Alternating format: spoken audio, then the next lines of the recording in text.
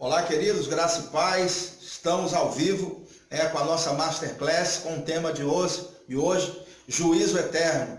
Então nós falaremos hoje sobre todos os julgamentos existentes na Bíblia.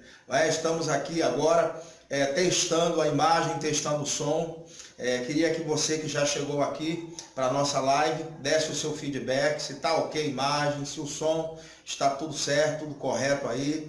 Dê aí a sua sugestão de enquadramento, se está tudo perfeito para a gente dar início, né? São 20 horas agora, entramos ao vivo, né? Na hora marcada, e é muito bom ter você conosco. Gostaria de fazer aqui um convite a você. Nós estamos transmitindo aqui pelo Facebook, mas esse vídeo certamente que nós vamos colocar ele também no YouTube. E se você está nos assistindo pelo YouTube, se inscreva no nosso canal, dê um like aí, um gostei, ative as notificações para que você possa estar recebendo o conteúdo que a gente manda. Toda semana a gente está postando vídeo novo para que você seja notificado. Ok? Nós estamos também com o material, o nosso curso avançado de escatologia e também o nosso e-book A Vida Após a Morte, à Luz da Bíblia. Se você está nos assistindo pelo YouTube, tem aí na descrição do vídeo o link e você pode estar clicando e tendo mais informações.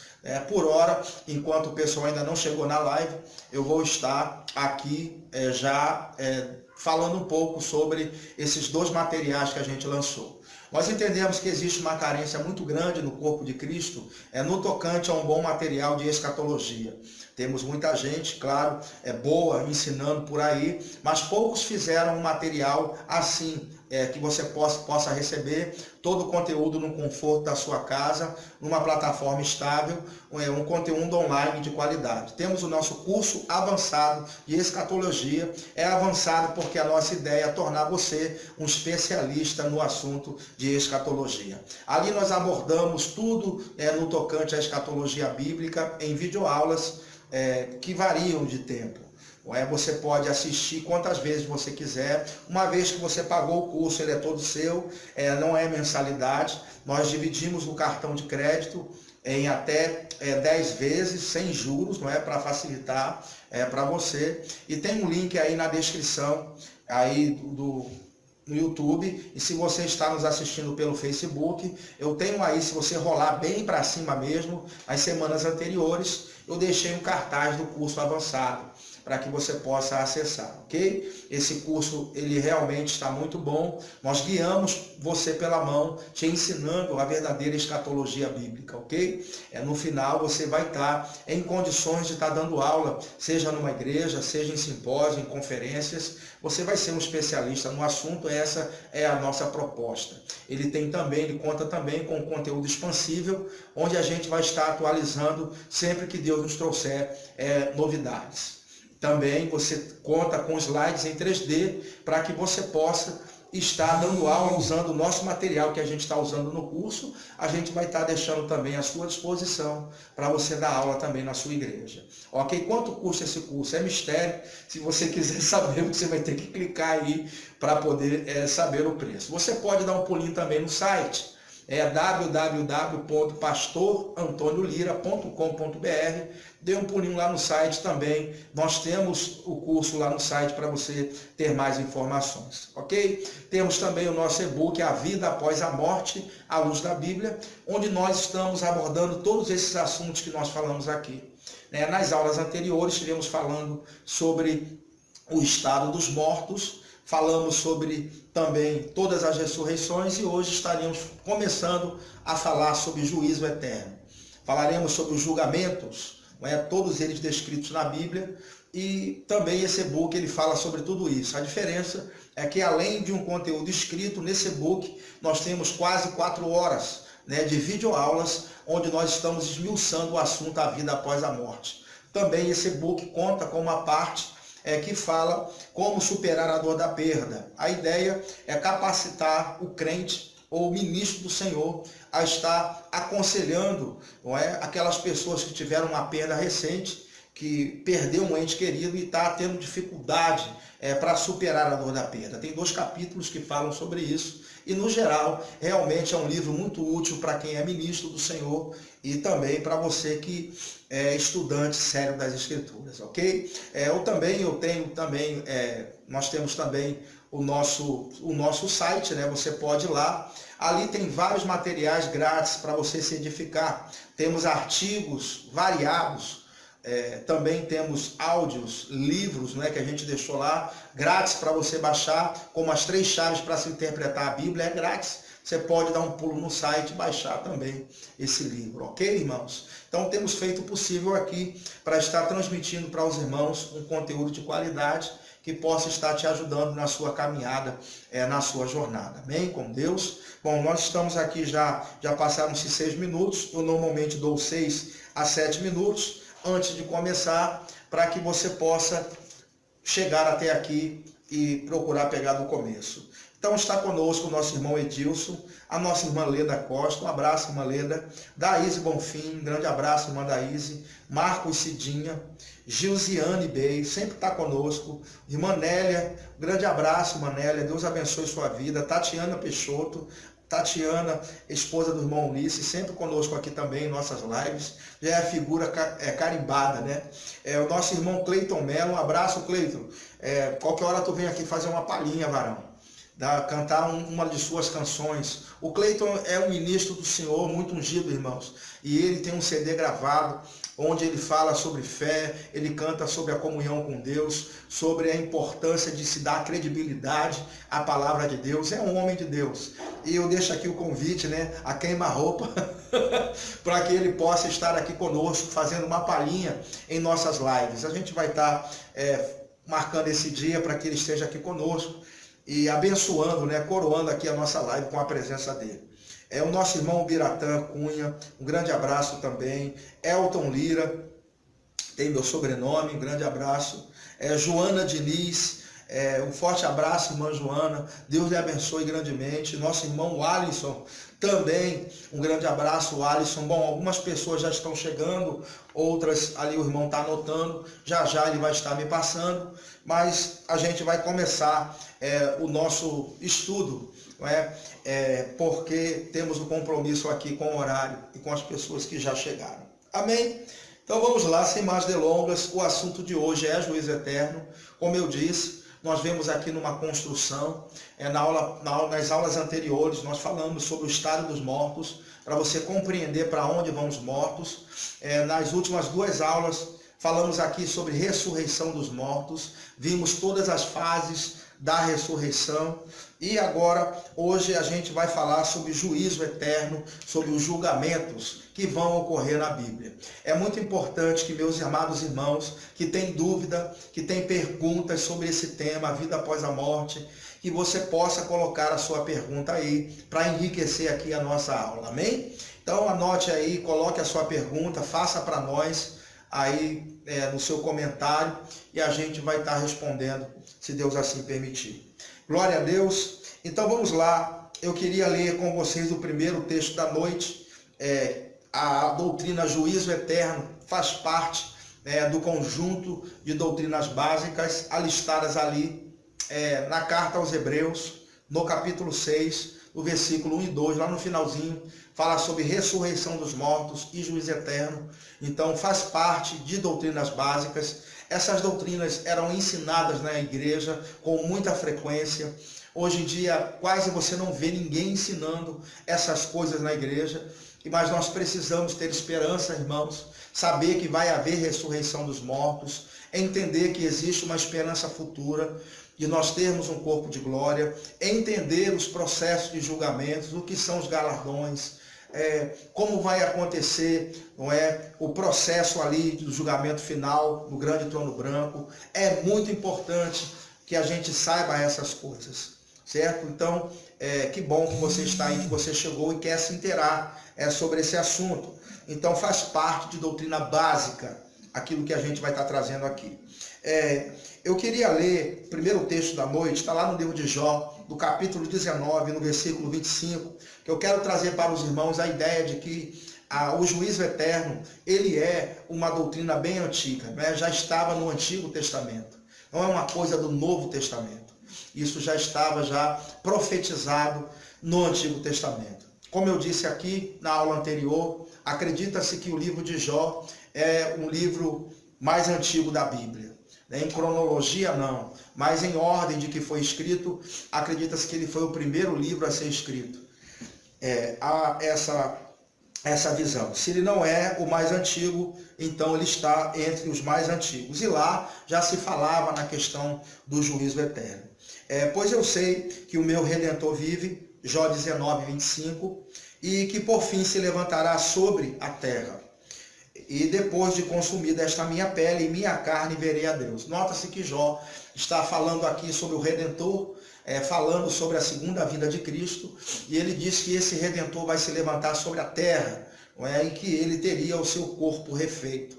Ele claramente fala sobre ressurreição dos mortos. Em seguida, ele vai falar sobre a questão do juízo. No versículo 27 ele diz: vê-lo-ei ao meu lado e os meus olhos o contemplarão, e não mais como adversário. O meu coração desfalece dentro de mim.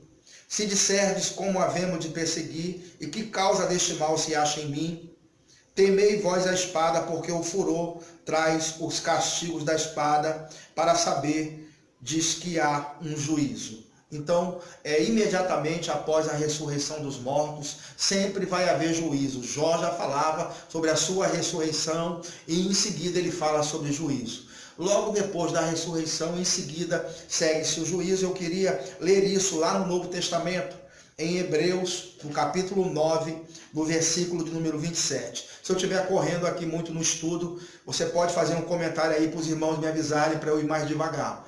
Porque de vez em quando a gente mete uma quinta marcha aqui e vai embora, não é? E é bom que todo mundo possa compreender o raciocínio.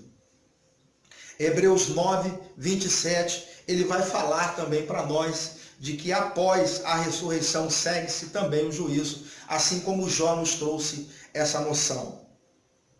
Hebreus 9, 27, como aos homens está ordenado morrerem uma só vez, vindo depois disso o juízo. Então nota-se em Hebreus 9, 27, que aos homens está ordenado morrer uma única vez e que depois disso vai se seguir o juízo.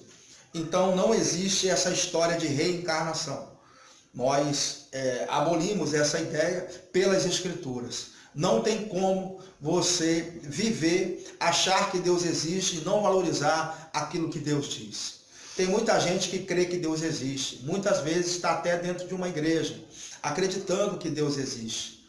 Mas não adianta crer que Deus existe, falar que Ele existe, dizer que tem Ele no coração, se não se valoriza o que Ele escreveu, se não valorizar o que Ele disse. Não podemos afastar Deus daquilo que Ele disse. É uma coisa só. Se você crê em Deus, deve acreditar no que Ele diz. E o que Ele diz é que depois da ressurreição segue-se o juízo. Então não há essa história de reencarnação, onde o homem ele vai se reencarnando. E também não há essa história de que os mortos voltam, do que os mortos retornam. Nós entendemos que o homem vai morrer uma única vez, em seguida segue-se os julgamentos. Mas, pastor, eu já vi dizer que tem pessoa que recebe ali aquela entidade e imita. Na verdade, baixa ali aquela pessoa do ente querido e ela começa a falar como ente querido, diz segredos particulares da vida daquela pessoa, como a cor preferida, como a comida preferida, o canto que dormia, os modos, os trejeitos, diz que imita até a voz, fala até igualzinho, trata de segredos que era comum à família, encarnando em alguém. Eu quero dizer isso, que estamos diante de uma situação de um espírito enganador, que está ali trazendo um engano para a vida daquelas pessoas. Na primeira aula aqui, onde nós falamos sobre o estado dos mortos, um irmão fez essa pergunta para nós, depois que terminou a aula, e eu trouxe a resposta para ele, e eu quero também falar nesse assunto, já que o Espírito Santo está nos movendo a falar. Eu não estou engessado, a gente tem tantas lives possíveis para terminar. Dá mais ou menos 1 hora por dia, né, Elisário? Não é isso mesmo? 1 hora, para onde o Espírito apontar o nariz, a gente vai. A gente não está preso aqui ao tempo, né? Então vou pegar essa linha aí agora. Pronto, então aquela pessoa que está lá naquele centro, muitas vezes de mesa branca, e baixou-se aquela pessoa ali se fazendo passar por um ente querido que partiu. É o ente querido ou não é? Não é, é um espírito enganador que conhece a nossa vida. Queridos irmãos, é muito importante que você saiba que os espíritos malignos estão ouvindo as nossas conversas, sabe da nossa rotina diária, conhece tudo o que fazemos aqui. Isso é a coisa mais certa que pode acontecer. Mas pastor, me explica então aquela passagem de Saul, quando ele vai consultar uma feiticeira e sobe Samuel da terra, como é que o espírito não volta se Samuel sobe da terra? Bom, é muito bom você colocar colírio nos seus olhos e começar a ver aquela passagem atentamente. Vamos analisar então o contexto? Vamos. Se você quiser mais detalhes, eu tenho um vídeo que fala sobre isso, sobre a questão dos mortos voltarem, que está lá no YouTube. Dá um pulinho lá e você vai saber isso com mais profundidade. Mas desde já, eu vou dizer a você que Saul estava vivendo um momento difícil na sua vida ministerial terrena. Ele já não estava mais ouvindo a Deus, e ele buscou então consultar uma feiticeira para que de alguma forma Samuel pudesse falar através da vida, daquela feiticeira. E quando ele chegou ali, ele quis que subisse da terra o espírito de Samuel para que ele pudesse conversar com Samuel. Ali, na hora, a mulher, ela não está incorporada, ela não sabe que aquele homem é Saul, mas no momento em que ela incorpora, a entidade incorpora nela, ela mesmo diz: você me enganou, pois tu mesmo és Saul e tu procura nos matar, porque Saul havia baixado um decreto em que todas as feiticeiras deveriam ser exterminadas, e ali agora a mulher antes ela não sabia que era Saul, mas quando a entidade se aposta dela, ela passa a saber que é o próprio Saul que está ali. E no final da conversa, Saul fala assim, ela pergunta: quem você quer que eu faça subir da terra? E ele diz: eu quero que faça subir da terra a Samuel. Então, a mulher, incorporada ali por uma entidade, ela começa então a trazer as características de Samuel. E ela começa a dizer: sobe da terra um homem, ele tem cabelo branco, ele tem uma capa preta. E a Bíblia fala assim: entendendo Saul que era Samuel, começou então a fazer pergunta. Então nota que quem entendeu que era Samuel pela descrição que a mulher deu foi Saul. A Bíblia não diz em nenhum momento que aquele espírito que sobe da terra era Samuel, não diz. É Saul que entendeu que era Samuel pela descrição que a mulher incorporada deu. Ora, claro que os demônios sabem que eu sou careca. Os demônios sabem onde eu moro. Eles sabem, não são doidos. Estão por aí. A Bíblia chama de príncipe, que diabo é o príncipe da potestade do ar. Então os demônios estão por aí no ar, sabe a nossa rotina diária, sabe daquilo que eu gosto, daquilo que eu não gosto, sabe as minhas fraquezas, conhece muitas vezes as minhas manias, e certamente que ele sabia quem era Samuel, deu a descrição e o Saul caiu na dele. E ali então é liberado então uma palavra, mas em nenhum momento a Bíblia diz que os mortos podem voltar, ok? Fecha parênteses e vamos voltar para o texto. Então, essa história de que os mortos, eles voltam, não é uma coisa boa. Oh, muito bom. Elton Lira, né? Ô Elton, algumas religiões dizem que os mortos estão dormindo. Como entender melhor esse assunto? Os mortos estão dormindo no sono eterno? Eu vou responder no final, tá ok? Para eu não quebrar aqui o raciocínio. Aguenta aí, já chega a resposta. Se você quiser fazer mais perguntas, arrocha o nó. Então, queridos, os mortos não voltam mais. Está ordenado ao homem morrer uma única vez e depois disso, então, segue-se o julgamento. E toda vez que há uma ressurreição, então, há julgamento. Se você for comigo na última aula que nós tivemos aqui, eu descrevi a ordem das ressurreições. Se você não se lembra, eu vou refrescar a memória. Nós vimos que Cristo foi o primeiro a ressuscitar. Depois, nós vimos que a igreja vai ressuscitar os que morreram em Cristo após o arrebatamento, ok? Nós, os vivos, vamos se encontrar com Ele nos ares durante o período do arrebatamento. Então, Cristo foi o primeiro a ressuscitar, depois a igreja. Em terceiro lugar, nós vemos as duas testemunhas no livro do Apocalipse, ali no capítulo 11, ressuscitam. Então, temos Cristo, depois a igreja, depois as duas testemunhas em Apocalipse, no capítulo 11, e, por último, fechando a primeira ressurreição, em quarto lugar, nós temos ressuscitando os mártires da tribulação, em Apocalipse capítulo 20, versículo 4, juntamente com os crentes da antiga aliança, ok? Encerra-se a primeira ressurreição. Então nós vemos que a primeira ressurreição se divide em 4 partes. Se você tem dúvida, pode assistir o vídeo anterior, que eu vou falar sobre cada uma dessas ressurreições. Bom, se divide em 4 partes, a primeira ressurreição, e temos a última ressurreição, que é a ressurreição para condenação, que é uma única ressurreição, que acontece ali em Apocalipse capítulo 20, a partir do versículo 12, onde todos os mortos vão ressuscitar. Ali já é para a condenação eterna, já é a ressurreição dos ímpios logo após o milênio. Então, queridos irmãos, vemos que a ressurreição se divide em 5 partes. Então, após a ressurreição, segue-se o juízo ou o julgamento. Eu queria estar mostrando isso, porque Cristo foi o primeiro a ressuscitar, sim. Então, ele foi o primeiro a receber julgamento. E você deve estar pensando assim, esse pastor está doido, como é que Jesus foi julgado? Até morrer, Jesus morreu. Não é? Até morreu. Ele morreu a nossa morte. Quem era para estar na cruz era nós. Mas ele nos substituiu. Ele cumpriu a minha e a sua sentença na cruz. O que matou Jesus foi os nossos pecados. Refrescando a memória dos irmãos. Saiba que os cravos na cabeça, com aquelas pancadas que os soldados deram, não mataram Jesus. A quantidade de açoites que ele recebeu, o Isaías usa a expressão que ele foi moído pelas nossas transgressões. E realmente foram açoites que qualquer um morreria. Ele não morreu porque não tinha pecado, não é verdade? Pecado não tinha condições de levar um homem que não tinha pecado nenhum. Perdão, a morte não tinha condições de levar um homem que não tinha pecado algum.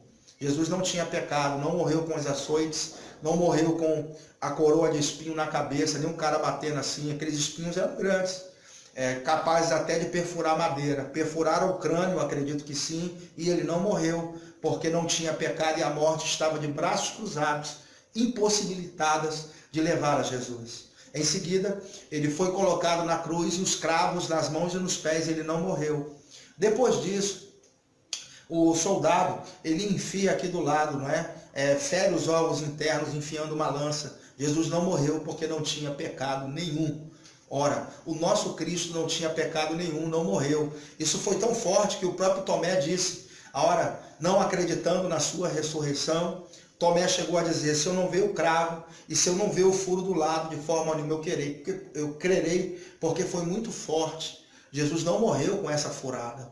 O único momento que ele morreu é quando ele grita, Eli, Eli, lama sabachthani, que quer dizer, Deus meu, por que me desamparaste? Naquele momento, Jesus estava assumindo o meu e o seu pecado, e então a morte podia levá-lo, porque agora ele tinha pecado.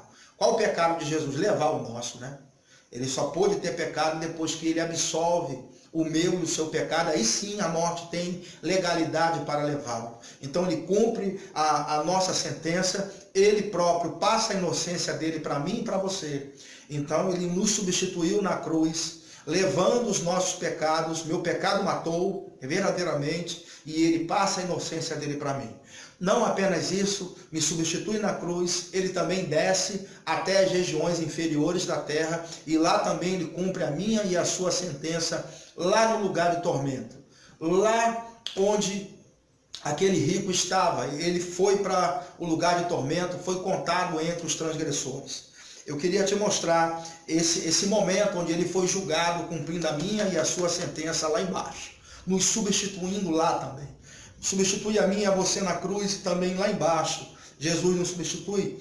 Lá diz, da opressão e do juízo foi tirado. Isaías 53:8. Da opressão e do juízo foi tirado. E quem contará o tempo da sua vida? Lembra que fala sobre juízo aqui? Porquanto foi cortado da terra dos viventes, e pela transgressão do meu povo foi ele atingido. E puseram a sua sepultura com os ímpios, e com o rico na sua morte esteve, porquanto nunca fez injustiça, nem houve engano na sua boca. Todavia ao Senhor agradou moê-lo, fazendo-o enfermar. Quando a sua alma se puser por expiação do pecado, verá a sua posteridade, prolongará os seus dias, e o bom prazer do Senhor prosperará na sua mão. O trabalho da sua alma ele verá, e ficará satisfeito com o seu conhecimento, o meu servo, o justo, justificará a muitos, porque as iniquidades deles levará sobre si. Pelo que lhe darei parte de muitos, e com os poderosos repartirá ele o despojo, porquanto derramou a sua alma na morte. Em algumas traduções aqui, morte é Mavete, na verdade no original é Mavete, e em algumas traduções está lugar de morte, ou mundo dos mortos. Ele foi contado com os transgressores, mas ele levou sobre si o pecado de muitos e pelos transgressores intercedeu. Então, nosso Jesus, ao morrer na cruz, ao bradar, ao expirar, ele desce até as regiões inferiores da terra e ele cumpre a minha e a sua sentença também lá embaixo, nos substituindo, sendo julgado no nosso lugar, recebendo a sentença em nosso lugar, porque todos nós merecíamos a condenação eterna e ele precisava cumprir todas as coisas, inclusive também lá embaixo. Ok, amados irmãos, mas como que Cristo pode ter sido julgado? Sim, muito bom. Suas perguntas são boas. Eu vou respondê-las todas no final, meu irmão Elton. Permaneça aí no manto. Até o final. Pronto. Então Jesus ele desceu às regiões da terra lá embaixo e ele cumpriu a minha e a sua sentença também. É muito importante que você saiba que ele nos substituiu também, até mesmo lá embaixo. E Cristo foi julgado. Irmãos, nós temos uma noção de julgamento errada. Se o julgamento, o seu vizinho deixa cair uma árvore, não é, em cima do seu carro e destrói o seu carro, vão os dois para o juízo, o julgamento para o vizinho não é bom, mas para você porque você tem a esperança de ser ali justiçado, de que a justiça seja feita, que o seu vizinho pague o dano pela árvore ter caído em cima do seu carro, não é? Você tem essa esperança, e se o juiz for justo, se vier a ser provado de que realmente o vizinho é culpado, ele é obrigado a te indenizar, e o julgamento, no seu caso, é uma boa para você, mas para o vizinho não é. Então, o julgamento de Cristo foi para efeito de galardão, porque se sabia que certamente que ele não era culpado. Ele desceu para cumprir a minha e a sua sentença, ele não pôde ser detido pela morte, não tinha como os grilhões da morte estarem ali prendendo Jesus. A Bíblia fala isso em Atos, porque ele não tinha nenhum tipo de pecado, ele simplesmente levou o nosso, e ali ele foi inocentado, irmãos. Foi achado nele justiça, como o texto diz aqui, aqui, e puseram a sua sepultura com os ímpios e com o rico na sua morte, porquanto nunca fez injustiça, nem houve engano em sua boca. Então Cristo foi absolvido, de todas as acusações, com certeza, e a morte não pôde detê-lo. Ao terceiro dia ele ressuscita, e ele ressuscita com autoridade agora nas três dimensões, céu, terra e também embaixo da terra. Nosso Cristo glorioso ressuscita ao terceiro dia e hoje ele tem um corpo de glória e está sentado à destra de Deus, sendo o primeiro a ressuscitar e o primeiro também a receber o seu julgamento, mas para efeito de galardão.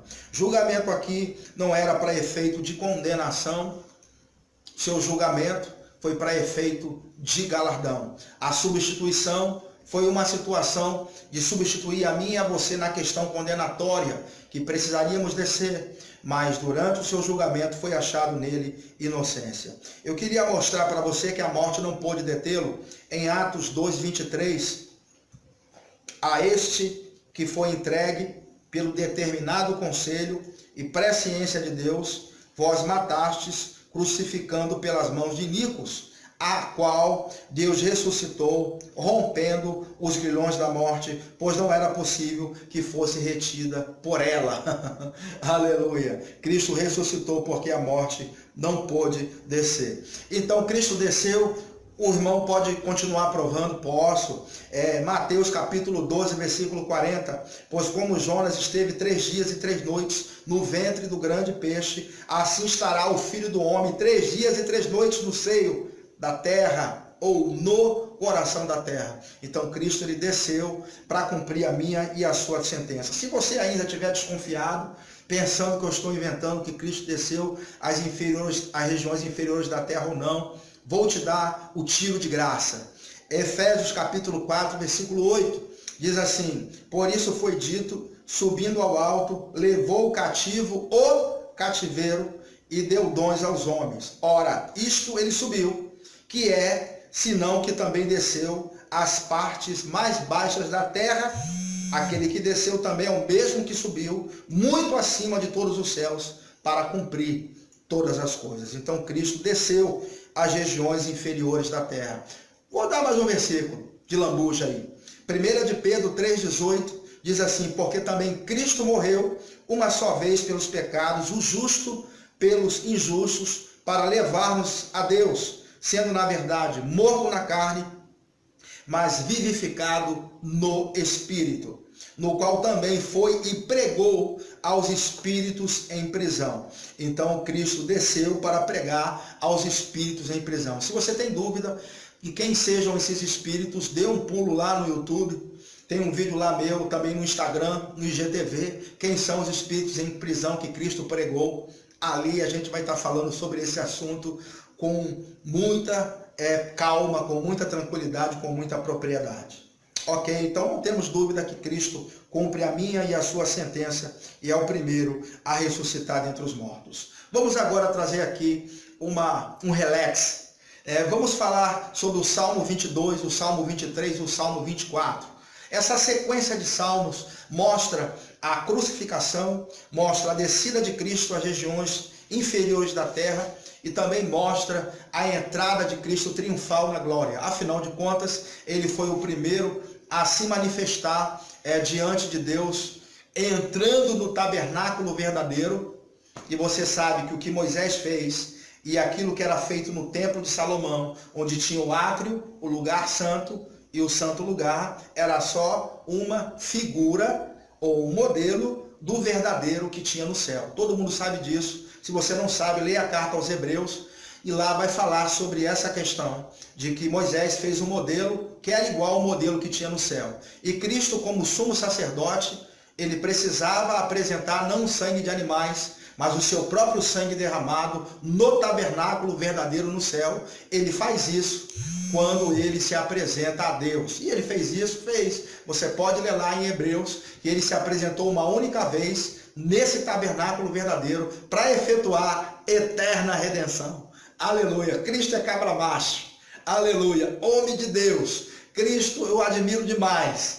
Eita, nosso Cristo merece toda a glória, irmãos, toda a honra, todo o louvor, porque ele desce às regiões inferiores da terra, cumpre a minha e a sua sentença. Depois ele ressuscita ao terceiro dia. Quando ele aparece para Maria Madalena, ela diz: não me toque, ele diz, porque ainda não subi para o Pai. Não é? E você sabe que na lei estava escrito, e ainda estava vigorando a lei ali, ele precisava ainda apresentar o sangue dele, do novo pacto diante de Deus. Não é? Ainda estava vigorando a antiga aliança, olha só. E se na lei estava escrito que se um sumo sacerdote fosse tocado por uma outra pessoa, se tornaria impuro. No momento em que ele fosse entrar no Santo dos Santos, era uma completa concentração. E Jesus não podia ser tocado por Maria Madalena. Ele diz: não me toque, porque ainda não subi para o Pai. Se eu não me engano, é a passagem de João, lá no final, no capítulo 20. João 20, uma coisa dessa aí. Lá diz isso. Não me toque, porque ainda não subi para o Pai, porque faltava ele ainda se apresentar diante de Deus. Então, o Salmo 22... na sequência, ele vai mostrar a crucificação. No Salmo 22, você vai ver passagens, o profeta sendo muito inspirado, falando dos momentos da crucificação. Você quer ver? Ele diz assim: posso contar todos os meus ossos. Imagina aí alguém naquela posição de cruz, as costelinhas aparecendo, podendo se contar todos os ossos do corpo. Veja se não é muita precisão do profeta lá no Salmo 22. Também ele diz: touros de Bazã me olham e me cercam. Touros de Bazã era mais ou menos o exército romano, não é como era conhecido, os soldados romanos cercando Jesus. Um outro ponto é que lá está escrito: transpassaram minhas mãos e os pés. Aleluia! Agora, pasmem, o Salmo 22 diz assim: lançaram sorte sobre as minhas vestes. Lançaram sorte sobre as minhas vestes. e fizeram isso com Jesus, não é? Então, irmãos, o Salmo 22, e até ele diz assim, Deus meu, por que me desamparaste? O Salmo já começa assim. Aleluia! Irmãos, eu amo a palavra de Deus. Quer ver? Muitos anos antes, né, centenas de anos antes, o salmista, inspirado por Deus, ele traz detalhes do momento da crucificação. Que fantástico! Aleluia, que fantástico! Então o Salmo 22 mostra a crucificação. E o 23? O 23 vai mostrar a descida de Jesus às regiões mais baixas da terra, quando ele diz lá que ainda que eu ande pelo vale da sombra da morte, não temerei mal algum, porque tu estás comigo. Aleluia. Mostra a descida de Jesus. E o 24? Eu vou ler para você. O 24 vai mostrar a entrada triunfal de Jesus, sendo o primeiro ser, primeiro homem a entrar no céu, a adentrar nos céus pelas portas. Aleluia, o primeiro a adentrar na presença de Deus pelas portas. Vamos lá, irmãos. Salmo 24 diz assim: do Senhor é a terra em sua plenitude, o mundo e aqueles que nele habitam, porque ele afundou sobre os mares e afirmou sobre os rios. Quem subirá ao monte do Senhor? Ou quem estará no seu lugar santo? Uma pergunta: quem é que pode estar lá? Aquele que é limpo de mãos e puro de coração, que não entrega a sua alma à vaidade, nem jura enganosamente. Este receberá do Senhor uma bênção e a justiça do Deus da sua salvação. Verso 6. Tal é a geração daqueles que o buscam a tua face, ó Deus de Jacó. Então, quem é que poderia adentrar aos céus do Senhor? E o salmista aqui vai trazer a resposta. No versículo 7 ele diz: levantai, ó portas, as vossas cabeças, levantais, ó entradas eternas, e entrará o Rei da Glória. Quem é o Rei da Glória? O Senhor forte e poderoso, o Senhor poderoso na batalha. Levantai, ó portas, as vossas cabeças, levantai-vos, ó entradas eternas, e entrará o Rei da Glória. Uma pergunta: quem é o Rei da Glória? O Senhor dos Exércitos, ele é o Rei da Glória. Esse Salmo 24, ele mostra a entrada triunfal de Jesus diante de Deus, lá no tabernáculo verdadeiro, para efetuar uma eterna redenção. Então o nosso Cristo, ele ressuscitou dos mortos, ele foi julgado, absolvido, recebeu honra, recebeu glória, porque não havia nenhum tipo de injustiça nele, ele foi galardoado. E como será então o julgamento da igreja? Será, vou te adiantar agora, como de Cristo. A tua salvação não está em jogo no tribunal de Cristo. E pastor? Eu quero ler com você aqui João capítulo 3, versículo 16. A Bíblia fala sobre o tribunal de Cristo, a gente já vai falar sobre os tribunais. Vamos falar sobre a questão dos galardões, ok? Fique tranquilo, ainda hoje a gente vai ver tudo isso. Bom, João 3,16 é o texto áureo da Bíblia, todo mundo sabe. Deus amou o mundo de tal maneira que deu o seu Filho unigênito, para que todo aquele que nele crê não pereça, mas que tenha a vida eterna. O versículo 17 diz assim: porque Deus enviou o seu Filho ao mundo não para que julgasse o mundo, mas para que o mundo fosse salvo por ele. Quem crê nele não é julgado. Eu gosto muito da expressão não é condenado. Mas quem não crê já está condenado. Então, quem crê em Jesus não é condenado. Então, você acredita na Bíblia? A Bíblia diz que quem crê nele não é condenado. Então, a sua salvação não está em jogo. Por quê, irmãos? Cristo já cumpriu as exigências da justiça de Deus, morrendo no meu e no seu lugar. E ninguém pode ser julgado, condenado pelo mesmo crime duas vezes. Se você precisa nem ser estudante de direito, o cara já foi pago, ele vai pagar de novo, duas vezes. Cristo não já se substituiu, ele não pagou no seu lugar a sentença. Então, de fato, você está inocentado. Por causa de Jesus, ele já levou os seus pecados, ele já te tornou puro, santo, inculpável e irrepreensível. Ele já cumpriu a sua sentença. Então, haverá o julgamento da igreja, sim, logo após o arrebatamento. Eu vou mostrar como que vai ser esse julgamento. Mas antes, eu queria te dar uma cutucada, porque o próximo assunto que a gente vai falar é sobre a ressurreição de todos os ímpios. Eles vão ressuscitar para a condenação eterna. Isso aí a gente vai falar na outra aula, porque hoje não vai dar tempo pelo jeito. Não é? Mas a Bíblia diz aqui que quem nele crê não é condenado. Mas quem não crê já está condenado. Já está condenado.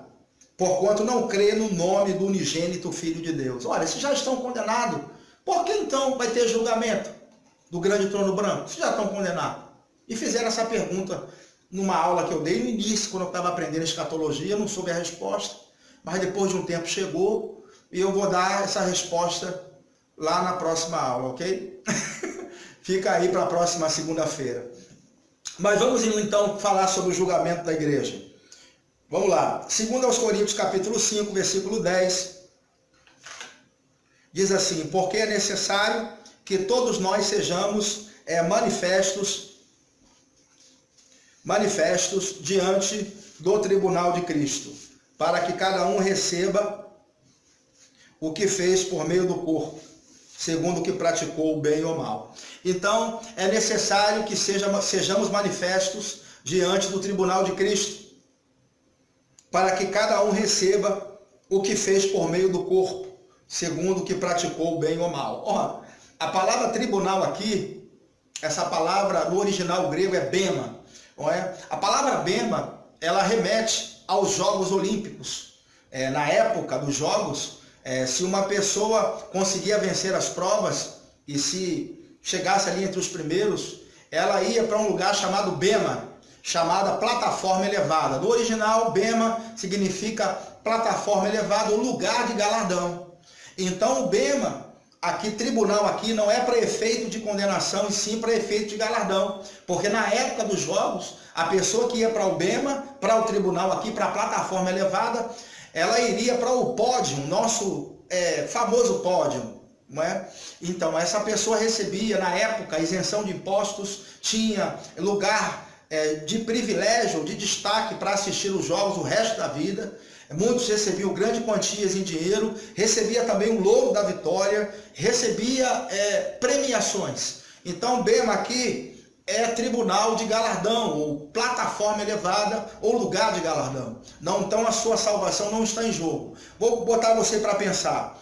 Esse tribunal de Cristo ocorre após o arrebatamento da igreja, ok? Sim, após o arrebatamento da igreja, antes da tribulação começar. É quando esse tribunal de Cristo acontece.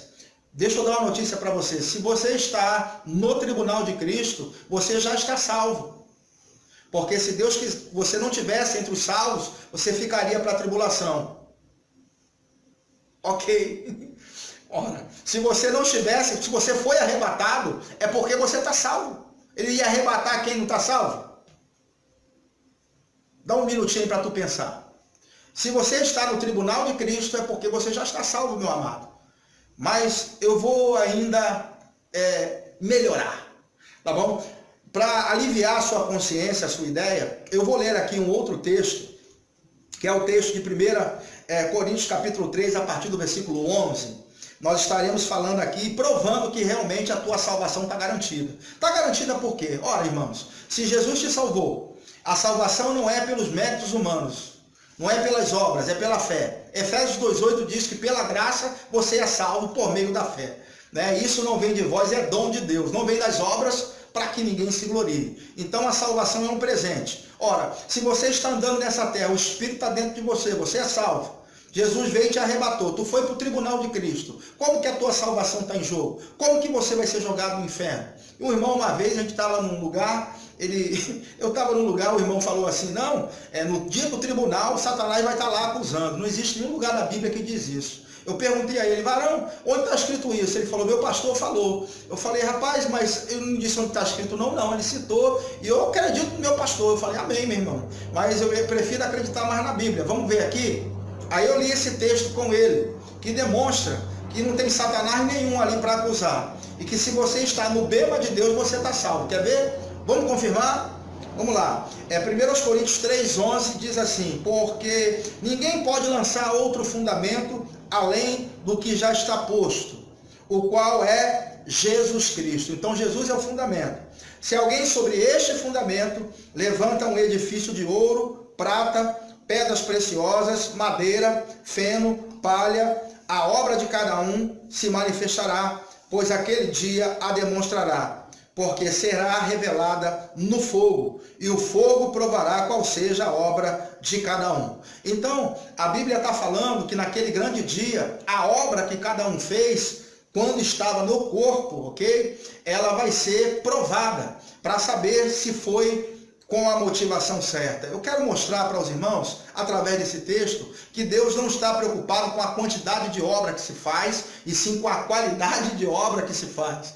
Porque tem muita gente que faz muita quantidade de obras, mas faz isso para se engrandecer, faz para aparecer, faz para mostrar para os homens que está fazendo. E se fazemos qualquer coisa no reino de Deus, para mostrar para os homens que estamos fazendo, a Bíblia diz que nós já recebemos o nosso galardão. Que galardão é esse? O aplauso dos homens. Muito bom, o tapinha nas costas. Você já recebeu o galardão, já foi recompensado, o homem te recompensou com um tapinha nas costas. Mas é melhor receber a recompensa que vem de Deus. Deus aqui está interessado na qualidade da obra. Qualidade fala aqui de ser provado pelo fogo. A Bíblia diz que aquele dia vai demonstrar. Então, vamos lá, vamos fazer aqui uma analogia. Ele diz que se a obra se desfizer, se for de madeira, feno, palha, se a gente joga feno, palha e madeira no fogo, não sobra nada, não é verdade? Pegar um caminhão de madeira, jogar dentro do fogo, não sobra nada. Agora, se for de prata, pedras preciosas, ouro, aí sim vai sobrar alguma coisa. Se eu pegar uma barra de ouro e jogar dentro do fogo, o fogo vai pegar, mas no final a gente vai chegar lá e vai encontrar ali aquele ouro, não é verdade? Aqui fala de purificação, irmãos. Principalmente o ouro, ele precisa ser elevado a altas temperaturas para que o resíduo possa sair. Aquilo que é residual vai boiar e aquilo é tirado. Ou seja, a intenção com que se fez a obra errada vai ser tirada. E no final vai sobrar só aquela obra que você fez por amor a Cristo. Aquilo que Deus te chamou para fazer. Se Deus te chamou para entregar folheto, se Deus te chamou para limpar o banco da igreja, se Deus te chamou para cumprimentar as pessoas quando chegam e dizer assim, seja bem-vindo à casa de Deus, dar aquele abraço bem dado, onde a pessoa vai se sentir bem com um abraço. Tem gente que fica na igreja por um abraço bem dado, aquele abraço sincero, onde a pessoa sente o amor de Cristo e fala, rapaz, ninguém nunca me abraçou assim. Eu conheço irmãs que ficaram na igreja porque foram abraçadas. E inicialmente esse abraço segurou elas ali. Elas se sentiram amadas, se sentiram queridas. Se Deus te chamou para abraçar, faça isso. Se Deus te chamou para pregar a palavra, pregue. Mas não faça o que Deus não te chamou para fazer. Os galardões aqui vai ser em cima daquilo que vai ficar quando a obra de cada um for provada. A intenção com que se faz as coisas para Deus é que vai levar em conta. Vai ser levado em conta, ok? E não a quantidade, sim a qualidade da obra, amém? 14, agora onde eu queria chegar. A sua salvação está garantida. Quer ver? Se permanecer a obra que alguém sobre ele edificou, esse receberá galardão. Ok? Então, se a obra permanecer, esse vai receber galardão. Se a obra de alguém se queimar, sofrerá ele prejuízo ou dano, mas o tal será salvo. Vou repetir de novo. Se a obra de alguém se queimar, sofrerá ele prejuízo, mas o tal será salvo, todavia como que pelo fogo. O texto diz que o tal vai ser salvo. A Bíblia diz que se a obra se desfizer, ele vai sofrer prejuízo. Prejuízo aqui eu gostaria de traduzir para melhorar a tradução como deixar de ganhar, ok? Você vai deixar de ganhar, mas o tal será salvo. Então eu estou mostrando para os irmãos que quem está no tribunal de Cristo está salvo, meu amigo. As obras vão ser provadas. Se a obra foi feita em Deus, com a motivação certa, recebe galardão. Se não foi feita, se queimar a obra, o tal será salvo. O texto está aqui escrito, vai ser salvo. Essa história que Satanás vai estar ali acusando, não. Se você está no tribunal de Cristo, você já está salvo. Amém, irmãos? Eu espero que eu tenha elucidado muito essa questão. Agora, para a gente terminar a aula de hoje, porque infelizmente já passaram 50 minutos, né, Lisário? Meu irmão, estou cheio de perguntas ali para fazer. Parece que hoje bateu o recorde. Mas vamos lá, vamos procurar responder essas perguntas, vai demorar algumas horas, eu sei, mas vamos lá. Eu quero só mostrar o que podem ser os galardões, para a gente finalizar, e na aula que vem a gente dá continuidade. Então vimos o julgamento de Jesus, vimos também o julgamento da igreja, o que pode ser os galardões. Eu gostaria de ler para os irmãos o texto aqui de Lucas capítulo 19, do 11 ao 27. Antes, eu quero te dar uma chave aqui para interpretar a Bíblia. Não adianta, uma aula puxa a outra e a gente não pode deixar o pessoal sem entender, né? Vamos lá. Quero te dar uma chave aqui, só uma, tá bom? Se você quer as três, entra no meu site, baixa o livro de graça, as 3 chaves para se interpretar a Bíblia, e você vai entender todas as outras 3. Eu vou te dar uma. Existem 3 povos de representação bíblica. São eles, judeus, gentios e igreja. Tem como provar? Tem. 1 Coríntios capítulo 10, versículo 32. E não vos torneis causa de tropeço, nem a judeus, nem a gentios e nem a igreja de Deus. Ok? Então Paulo via 3 povos de representação bíblica. Quem são os gentios? Os gentios são todos os povos que não são judeus. Ok? Antes só tinha gentio. Quando Deus chama Abraão e dele faz uma nação, surge então o povo judeu. Agora tem 2 povos, gentio e judeu. Quem são os judeus? Descendentes de Abraão. Quem são os gentios? Todos os outros povos que não são judeus. Ok? E Jesus veio oferecer o reino a Israel. Você já deve ter lido que veio para os seus, mas os seus não receberam. Mas todos quantos o receberam, deu-lhes o poder de serem feitos filhos de Deus, a saber, os que creem no seu nome. Então Jesus ele foi negado, os judeus não quiseram acreditar, e porque os judeus não quiseram acreditar na palavra de Cristo, na salvação, então entrou um terceiro povo na jogada. Que povo é esse, pastor? A igreja. Então entra aí o terceiro povo, a igreja. Então nós temos 3 povos que Paulo citou em 1 Coríntios 10, 32.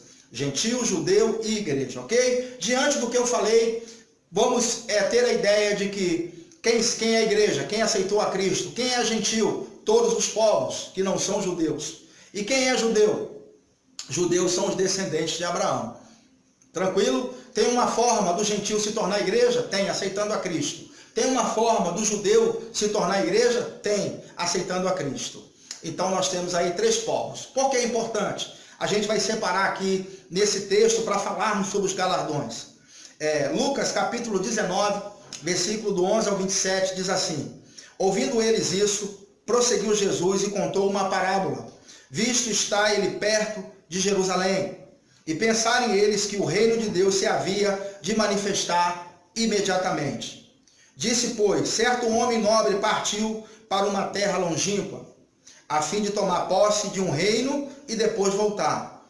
E chamando 10 servos seus, deu-lhes 10 minas, e disse-lhes, negociai até que eu venha. Mas os seus concidadãos odiavam-no. Encare concidadãos aqui como judeus, ok? Quem eram os concidadãos de Cristo, de mesma cidadania? Os judeus.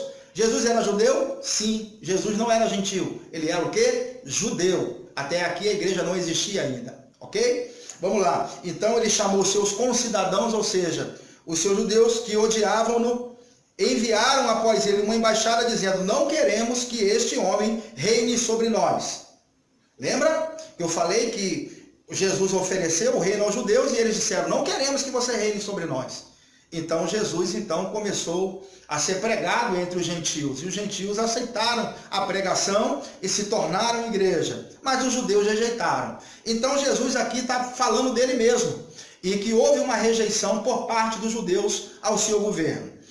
Versículo 15. E sucedeu que ao voltar ele, depois de ter tomado posse do reino, mandou chamar aqueles servos a quem entregava o dinheiro, a fim de saber como cada um havia negociado. Os servos que recebeu o dinheiro é a igreja, porque recebeu o talento para multiplicar.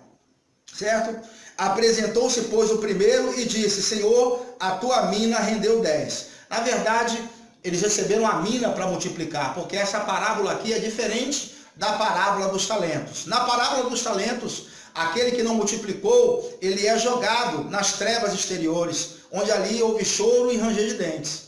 Esses aqui que receberam a mina, eles simplesmente ele teve o talento tirado, o que não multiplicou, mas não aconteceu nada com ele. Vamos continuar lendo? Diz assim: e apresentou-se, pois, o primeiro que recebeu a mina e disse: Senhor, a tua mina rendeu 10 minas. Respondeu o Senhor: bem está, servo bom, porque no mínimo foste fiel, sobre 10 cidades terás autoridade. Então aqui mostra que quando Jesus voltar, aqueles que multiplicaram o talento, a igreja no caso, vai ser bem recompensado. Aqui fala sobre governo, sobre 10 cidades, autoridade sobre 10 cidades. Nós estamos falando aqui do governo de Cristo na terra. Se você tem dúvida disso, existem vários vídeos meus no YouTube falando que Jesus vai governar durante 1000 anos aqui. Quando ele voltar, a igreja volta com ele. E nós vamos receber aqui galardões. E galardões aqui está falando sobre governo, sobre cidades. Ele diz: a sua mina rendeu 10, então você vai governar sobre 10 cidades. Quando chega no 18, ele diz: veio o segundo dizendo: Senhor, a tua mina rendeu 5 minas. A este também respondeu: sê tu também sobre 5 cidades. Aleluia. E veio outro dizendo: Senhor, eis que a tua mina que guardei no lenço, pois eu tinha medo de ti, porque és homem severo. Tomas o que não pusestes e ceifa o que não semeaste. Disse-lhe o Senhor: servo mau, pela tua boca te julgarei. Sabias que eu sou homem severo, que tomo o que não pus e ceifo o que não semeei? Por que, pois, não puseste meu dinheiro no banco? Então, vindo eu, teria retirado com juros. E disse aos que estavam ali: tirai-lhe a mina. Lembra-se do texto que a gente leu de 1 Coríntios, no capítulo 3, a partir do versículo 11, que lá no finalzinho diz que se a obra de cada um se desfizer, esse sofrerá prejuízo, ou sofrerá dano, não é? Mas o tal será salvo. Veja se não é isso que vai acontecer. Ele recebeu a mina, mas não multiplicou. E aqui diz aqui, 23, porque pois não puseste meu dinheiro no banco, então vindo eu teria retirado com juros. E disse aos que estavam ali: tirai-lhe a mina, sofreu prejuízo, e dai ao que tem 10 minas. Aí não acontece nada com esse servo. E disse, 26, pois eu vos digo que a todo que tem dar-se-lhe-á, mas ao que não tem, até aquilo que tem lhe será tirado. Quanto, porém, aqueles meus inimigos que não quiseram que eu reinasse sobre eles, trazei-os aqui e matai-os diante de mim. Para o homem que não multiplicou o talento, não aconteceu nada. Simplesmente ele foi tirado a mina dele.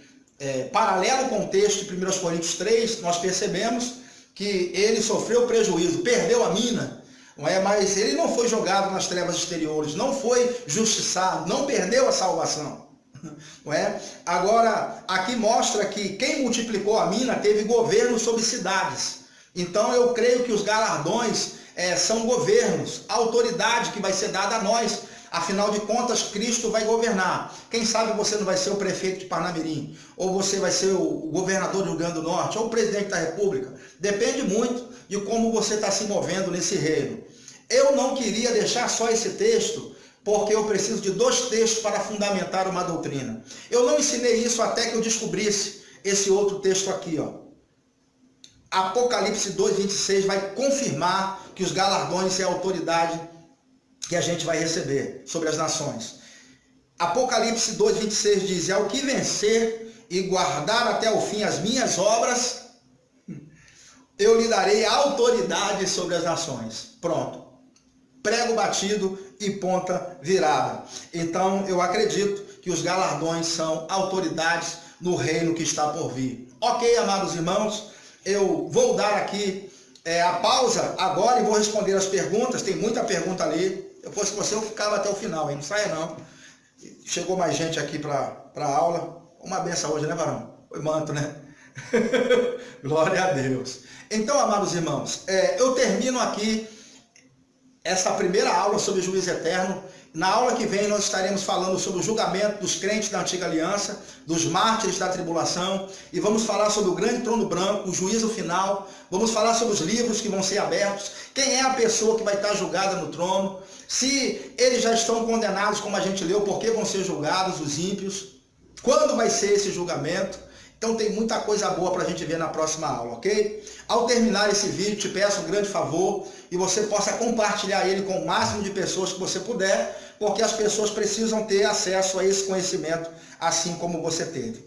Então vamos para as perguntas. Tomar aguinha que ninguém é de ferro, né?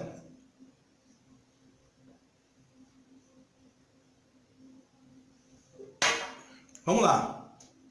Está conosco também, chegaram, né? Monique Fernandes, Sueli Neves, Débora Rivoredo, um abraço, Débora. Eric José Barbosa, um abração.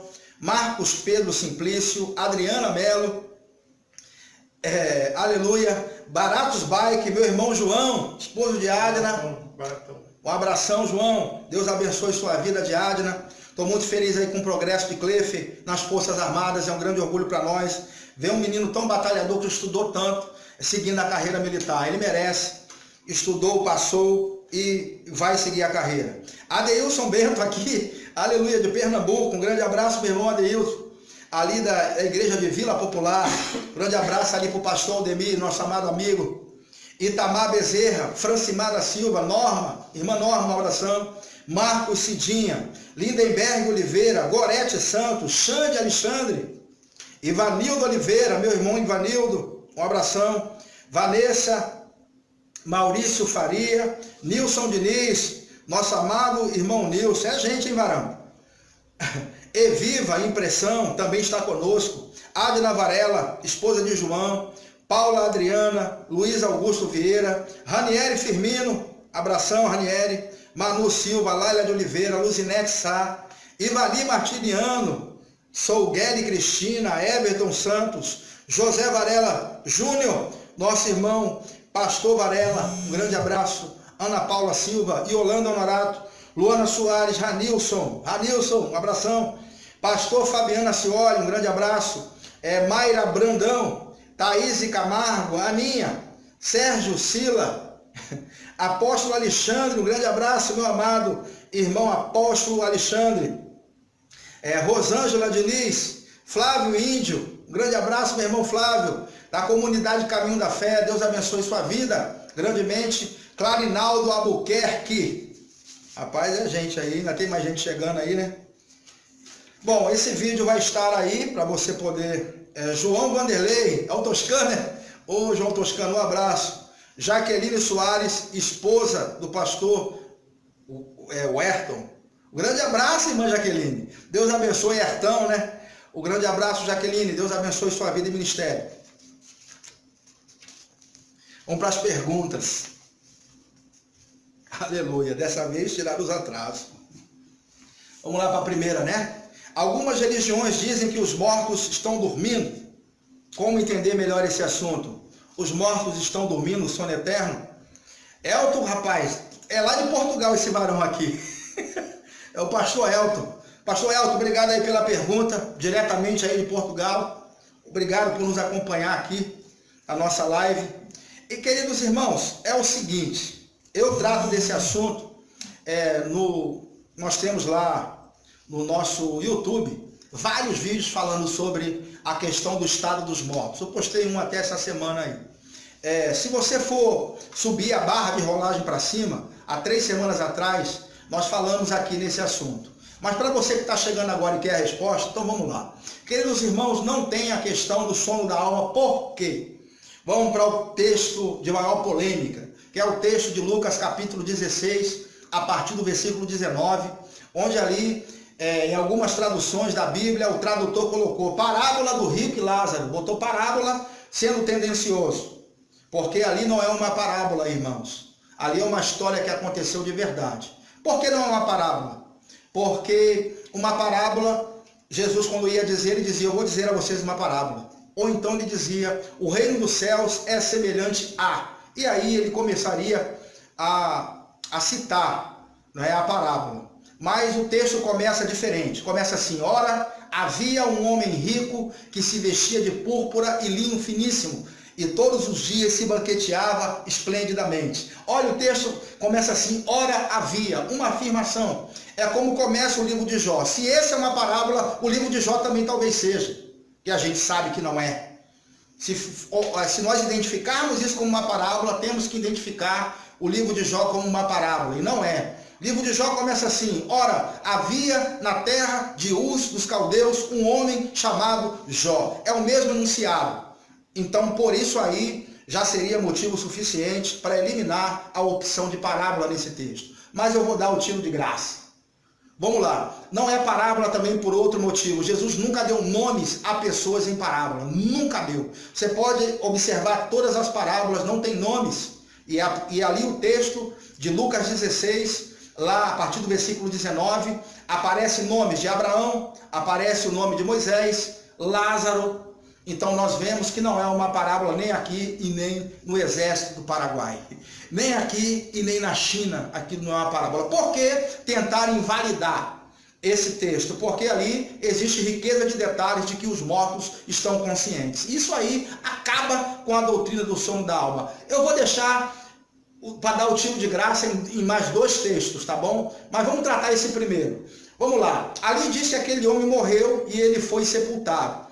E a Bíblia diz que ele foi para o lugar de tormento, o rico, e Lázaro foi para o seio de Abraão, vulgarmente conhecido como o seio de Abraão. Na verdade, ele estava deitado no colo de Abraão, do outro lado, sendo consolado. Havia um abismo de separação e aquele lugar uma prisão, o que nós chamamos ali de cativeiro. Ninguém podia transitar entre um lugar e o outro, e uma vez ali não tinha como voltar. Por isso que os mortos não voltam. E o rico, olhando do outro lado, sendo atormentado pela chama, ele reconhece Lázaro do outro lado. Ó, há reconhecimento. Ele diz: pai Abraão, manda Lázaro molhar a ponta do dedo na água. Então ele reconhece Abraão e reconhece Lázaro. Até aqui tudo bem. Mas ele tem lembrança. O texto diz assim: manda Lázaro ir à casa de meu pai, porque tenho 5 irmãos. Ele lembra que tem pai, ele lembra que tem irmãos. Então, se você quiser ler o texto, você lê em casa com mais tranquilidade. Lucas 16, 19 em diante. Ali mostra clara consciência. Mas eu vou deixar você pensar que isso é uma parábola, embora eu já tenha provado que não é. Não vou ficar amarrado nesse texto, não. Eu vou para 1 de Pedro, capítulo 3, a partir do versículo 18, onde ali a gente vai começar a ver algo interessante acontecendo. A Bíblia diz que Jesus foi e pregou os espíritos em prisão. Ora, se ele pregou os espíritos em prisão, tinha gente para ouvir, sim ou não? Tinha consciência. Por esse texto aí eu mataria. Ó, Jesus pregou para alguém, estava pregando para o vento. Os caras estavam com consciência, não estavam dormindo o sono da alma. O sono da alma é a doutrina pregada por aí, de que quando alguém morre, sofre um apagão, só vai acordar na ressurreição dos mortos. Ouça, não é isso que a Bíblia me mostra, o tempo todo tendo consciência. Vamos lá, Apocalipse, capítulo 6, versículo 9, e vi as almas daqueles que foram decapitados por causa da justiça. E eles gritavam dizendo: até quando, Senhor, não vingas o nosso sangue de nós que habitamos sobre a terra? Esse texto fala da morte daqueles que morreram durante a tribulação, que foram mártires, martirizados, e que aparecem diante do trono, e eles se lembram que foram martirizados, e ele pede justiça a Deus. Eles têm lembrança, né? Bom, Paulo falava que tinha um grande conflito, se ele deveria estar entre nós em carne, ou se ele deveria estar presente com o Senhor em Filipenses capítulo 3. Nota-se que ele usa a expressão estar presente com o Senhor. Ora, como que ele estaria presente com o Senhor se ele estivesse com o sono da alma dormindo? Ele está tendo a consciência da presença do Senhor. Bom, só por esses textos aí eu já matei. O sono da alma é uma doutrina falsa. Não tem respaldo na Bíblia, ok? É invenção. Satanás está solto ou preso? Satanás, ele está solto. Ele vai ser preso durante o final da tribulação. A Bíblia diz que ele vai ser aprisionado. Está lá em Apocalipse capítulo 20. Quando Jesus voltar na sua segunda vinda, ali no capítulo 19, o anticristo e a besta, o falso profeta é jogado no lago de fogo, e em seguida Satanás é preso por 1000 anos, e depois de 1000 anos ele vai ser solto. Se você quiser mais respostas sobre isso, nós temos um montão de vídeo lá no YouTube que também prova isso. Satanás então está preso. Mais uma de Elton, só dá Elton. Ou perdão, está solto. Satanás está solto, vai ser preso após a segunda vinda de Cristo. depois da tribulação. Elton Lira, mais uma pergunta. Jesus foi realmente ao inferno ou desceu somente à sepultura? Bom, nós entendemos, irmãos, que a palavra Sheol, de Salmo 16:10, ali diz: não permitirás que a minha alma fique no Sheol e nem que o teu santo veja a corrupção. Os tradutores têm que perder a mania de tentar interpretar a palavra no original, porque causa confusão de interpretação. Todo mundo interpreta. Para onde vão os demônios? Para o inferno. Para onde vão quem morreu com Jesus? Alguém que acredita ainda que vai descer para o seio de Abraão. Tem gente que pensa isso. Quem morreu sem Jesus vai para o inferno. Então bota o destino de todo mundo no inferno. No primeiro vídeo eu acabo com essa confusão, onde eu defino cada palavra, né? A palavra ali é Sheol, a palavra certa ali é mundo dos mortos, é equivalente ao Hades. Então Jesus, quando morreu, ele desceu ao Hades, as regiões inferiores da terra, como eu havia dito. E ali ele cumpriu a minha e a sua sentença, e em seguida ele ressuscitou. Então, quem gosta de colocar essa palavra sepultura, eu sei que tu está fazendo isso para dar uma cutucada. O pastor Elton não é mole não. Eu sei que tu está fazendo tudo isso para a gente poder defender, mas ótimo. Isso é bom porque traz elucidação.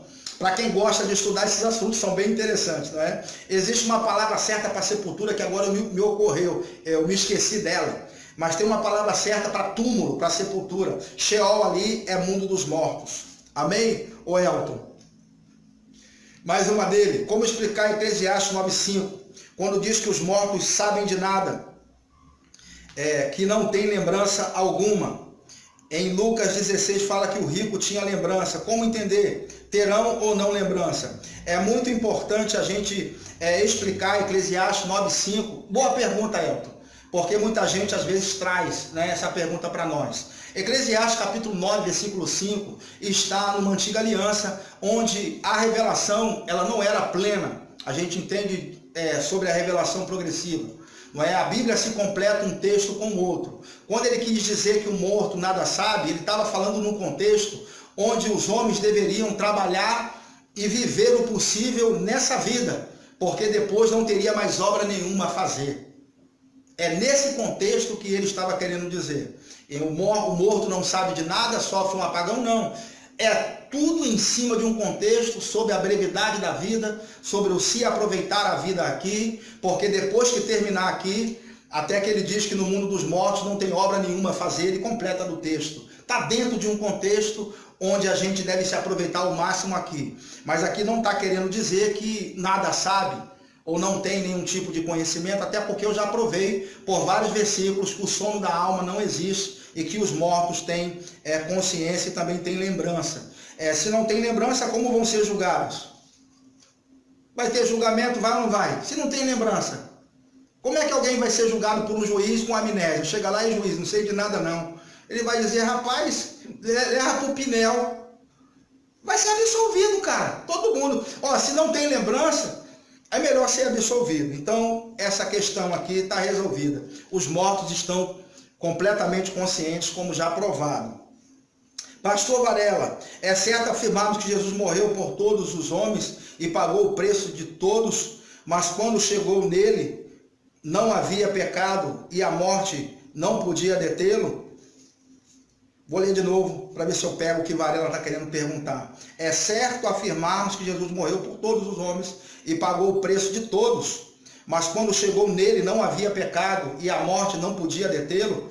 Exatamente. O que nós podemos entender é que houve uma substituição que aconteceu na cruz, ok? Ele nos substituiu na cruz, morreu no nosso lugar, passou a inocência dele para nós, e ele desceu às partes mais baixas da terra para cumprir a minha e a sua sentença. Mas quando chega lá embaixo, ele passa por um processo agora de tomar o nosso lugar. E durante 3 dias ele ficou ali. Mas no final do seu julgamento foi provado nele inocência. E que de fato ele era completamente inocente, não tinha pecado algum. Automaticamente ele foi absolvido, né? E o galardão que ele recebeu foi a ressurreição dos mortos, e ele recebe então a autoridade nas 3 dimensões, céu, terra e embaixo da terra. É correto afirmar que Jesus Cristo morreu por todos nós, ele desceu com os nossos pecados, é correto afirmar, e que depois, ao ser julgado, foi provado inocência, como no texto que nós lemos de Isaías 53, e a partir daí, ele então é ressuscitado, porque a morte disse assim, eu não posso fazer nada, esse cara aí é justo, não tem como fazer nada. Deus o justifica. No seu julgamento, certamente que nele foi comprovada inocência, segundo o texto que nós lemos, Isaías 53, a partir do versículo 8. Ok, meu irmão Varela? A morte não tinha como detê-lo. As primícias dos que dormem é Cristo. Ele foi o primeiro a nascer de novo também. Ele morreu espiritualmente. Isso aí é outra história. Morreu espiritualmente. Como que pode alguém morrer fisicamente se não morrer primeiro espiritualmente? Ele foi afastado de Deus, tanto é que ele gritou, Eli, Eli, lama sabachthani, Deus meu, por que me desamparaste? Naquele momento, o pecado faz separação entre nós e Deus, e Cristo foi separado de Deus por causa do meu e seu pecado. Então ele morreu espiritualmente quando ele grita isso, e depois morreu fisicamente em seguida. Da mesma forma, Adão morreu espiritualmente quando comeu do fruto, e morreu fisicamente 930 anos depois. Entende? Então, primeiro se morre espiritualmente para depois morrer fisicamente. Então, Cristo foi o primeiro a morrer espiritualmente e a nascer de novo. Daí, Bonfim, quando Jesus encontrou Maria e não podia ser tocado, ele já tinha resgatado todos que estavam na região dos mortos, já tinha os conduzido a todos ao paraíso. Não, Daís, ainda não, estava no processo. Ele ainda iria comparecer diante de Deus com o seu próprio sangue, para poder nos inocentar diante do Senhor. Depois sim, ele pôde então levá-los, até porque eles só poderiam sair de lá quando o sacrifício fosse apresentado no tabernáculo verdadeiro, que era no céu. Amém? Para maiores esclarecimentos sobre esses assuntos, eu tenho vários vídeos no YouTube, você pode ver um por um. Eu tenho lá vários falando sobre o estado dos mortos, sobre o mundo dos mortos, sobre o inferno, sobre o paraíso. Tem muitos vídeos no YouTube mesmo, e ali a gente fala detalhadamente sobre esses assuntos, ok? Tem mais pergunta aí? Acabou? Meus irmãos, muito obrigado aí. Compartilhe esse vídeo com o máximo de pessoas que você puder. Na segunda-feira que vem estaremos aqui dando continuidade, a esse assunto, e você possa nos seguir nas redes sociais. Se você quer aprender escatologia de uma forma mais profunda, tem o nosso curso avançado de escatologia. No YouTube está aí no link, na descrição do vídeo. E se você está no Facebook, rola a barra para cima, tem um link que vai te levar para o meu site. Lá você vai saber como comprar, como adquirir esse curso. Dividimos no cartão, aceitamos boleto. E você vai se aprofundar na escatologia bíblica e se tornar um especialista no assunto. Aqui a gente só está passando por cima. Lá no curso a gente vai profundo, irmãos. Mergulha profundo nas escrituras. Muito obrigado a todos vocês pela audiência, pelo carinho. Continua fazendo perguntas, coloca aí que a gente vai respondendo. Um grande abraço, até a próxima live.